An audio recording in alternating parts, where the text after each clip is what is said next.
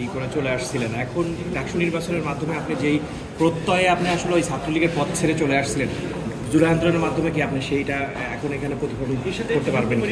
কৃতজ্ঞতা জ্ঞাপন করছি জুলাই আগস্টের সেই সকল শহীদদের, যাদের কারণে আমরা আজ নতুন এক স্বাধীনতা পেয়েছি। সেই সকল আহত যারা এখন পর্যন্ত হসপিটালে আছে, প্রায় 33,000-এর অধিক আহত ভাই বোনেরা এখন পর্যন্ত আমাদের হসপিটালে আছে, তাদেরকে স্মরণ করছি।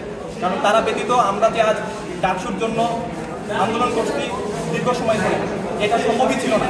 ডাকসু তো পরের কথা, কারণ স্বৈরাচারী শেখ হাসিনা ক্যাম্পাসে তার যে স্বৈরাচারী ভূমিকা পালন করেছিল ছাত্রলীগের মাধ্যমে, তারা যদি বিতাড়িত না হতো তাহলে কোনোভাবে ক্যাম্পাসে ডাকসু নামক শিক্ষার্থীদের যে অধিকার আদায়ের যে হাতিয়ার, সেটা কোনোভাবে আসতো না।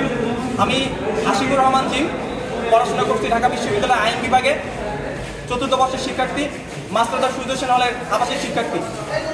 জুলাই গণ অভ্যুত্থানে 14ই জুলাই যখন স্বৈরাচারী শেখ হাসিনা ঘোষণা করে সবাইকে রাজাকার বলে সম্বোধন করে, সেই সময় আমার মনে হয়েছে যে যৌক্তিক একটা কোটা সংস্কার আন্দোলন, সেই কোটা সংস্কার আন্দোলনে আমি মনে করেছিলাম ছাত্রলীগ সামনে থেকে লিড দিবে।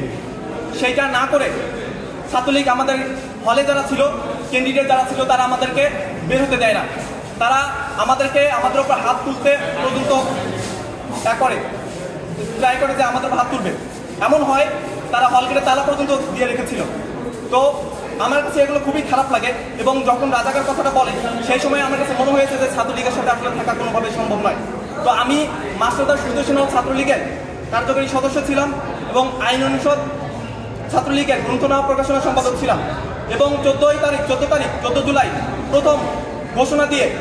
সর্বপ্রথম ঘোষণা দিয়ে ছাত্রলীগ থেকে পদত্যাগের ঘোষণা করি, এবং তার পরবর্তীতে ক্যাম্পাসে ছাত্রলীগের যে পদত্যাগ শুরু হয় আমার মাধ্যমে। এবং স্বৈরাচারী হাসিনার যে 15-16 বছরের শাসন, সেই শাসন একমাত্র দীর্ঘায়িত করেছিল এই ঢাকা বিশ্ববিদ্যালয় ছাত্রলীগ। কারণ ঢাকা বিশ্ববিদ্যালয় ছাত্রলীগ ছিল শেখ হাসিনার যে স্বৈরাচার তার থেকেও কয়েক গুণ বেশি, এবং তাদের মাত্রা ছিল কয়েক গুণ বেশি। তো সেই জায়গা থেকে তাদের থেকে বের হয়ে এসে পদত্যাগ করে জুলাই গণ অভ্যুত্থানের অন্যতম একজন সংগঠক হিসেবে রাজপথে থাকা, নেতৃত্ব দেওয়া, সেই কাজটা আমার দ্বারা হয়েছে।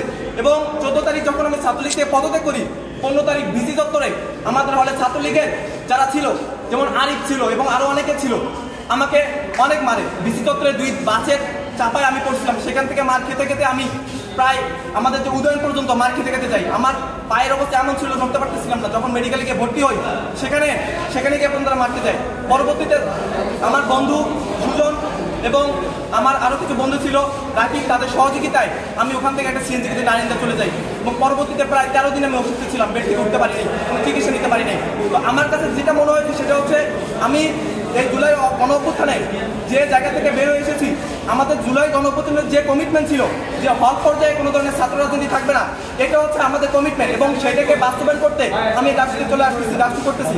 কারণ আপনারা দেখে থাকবেন ছাত্রদল হল পর্যায়ে রাজনীতি করতেছে, শিবির তারা ছোট ছোট টিম আকারে, এসএম ফরাদ বলেছেন ছোট ছোট টিম আকারে তারা রাজনীতি করতেছে। তো সেই জায়গা থেকে আমাদের কাছে মনে হয়েছে যে আমাদের যে জুলাইয়ের কমিটমেন্ট ছিল, সেই কমিটমেন্টের জায়গা থেকে সেটা বজায় রাখতে হবে। এবং সেই সাথে আরেকটা বিষয়, সেটা হচ্ছে আমি প্রতি বছর আমার একমাত্র দাবি থেকে এটা, প্রতি বছর যাতে ডাকসু হয়, প্রতি বছর ডাকসু হলে ঢাকা বিশ্ববিদ্যালয়ে কোনো ধরনের রাজনীতি, কোনো ধরনের রাজনৈতিক সংগঠন, কোনো রাজনৈতিক দল কেউ কোনোভাবে স্বৈরাচারী হয়ে উঠতে পারবে না।